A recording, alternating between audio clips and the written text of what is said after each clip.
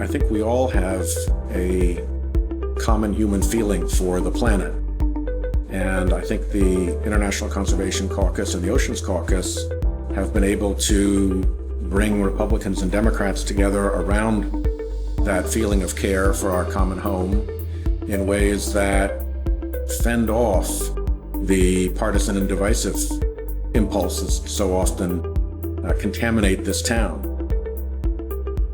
The International Conservation Caucus and the Oceans Caucus are, I think, the two most effective ways for us in Congress to take what politics is described as the art of the possible, to take what is possible and make it actually happen. We are really excited about the ocean conservation piece of this. Humans are terrestrial beings, and we don't have a very good sense of what's going on in the oceans.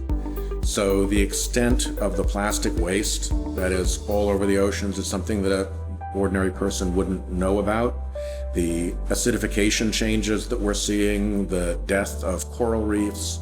The oceans are sending out extraordinary signals of distress, and the Oceans Caucus allows us to focus on those signals and pay attention and try to find remedies. And I've got to say, I am really proud of the work that the Oceans Caucus did on pirate fishing. We passed 4 treaties in one afternoon, and you had to go back 9 years to find the previous 4 treaties that the Senate had passed. And we did the legislation, the enabling legislation to support those treaties, and that was all done in a very bipartisan, indeed unanimous consent type way.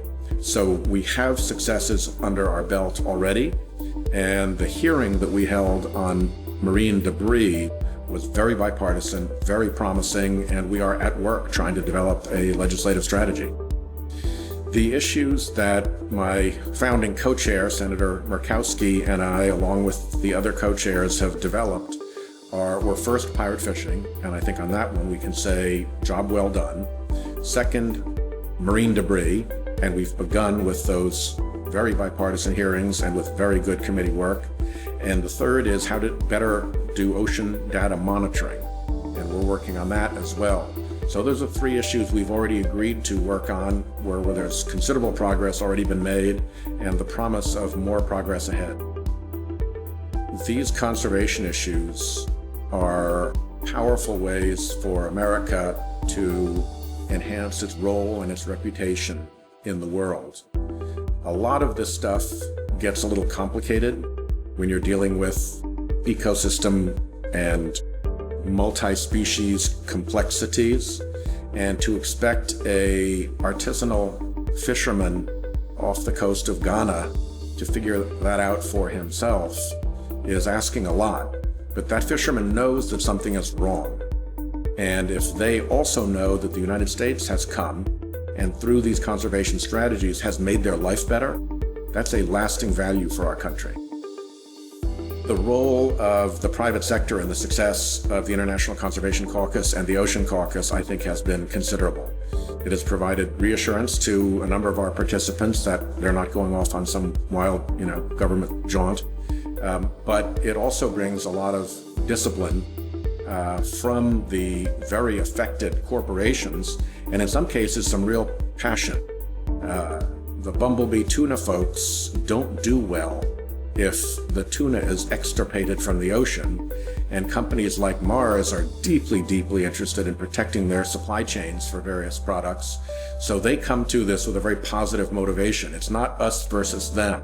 It's all pulling together. As a child, I lived with my family in Thailand, where we were posted, and we had the opportunity to dive in the Andaman Sea off of Phuket, which is now a very big resort, but was then just a tiny little place with one hotel. And as soon as you went underwater offshore there, you were in paradise. And my family went back just a few years ago. My wife is a marine scientist, and she reported to me that almost all of the coral was dead, that the paradise was destroyed, and that is a very hard thing to recover from. We also hosted in Newport, Rhode Island, just a year ago, probably the most dangerous and challenging sporting event on the planet, which is the Round the World Volvo Ocean Race. And when the sailors came in, they reported that even in the deep South Atlantic, thousands of miles from any land, they were having to do regular drills on the boat to clear junk plastic off of the keel because the junk plastic was inhibiting the performance of the boat. Now, sailors and racers all know about man overboard drills, but it's new to open ocean sailing to have to worry about keel clearing drills. And that was a pretty strong signal of how badly we have junked up our oceans with plastic.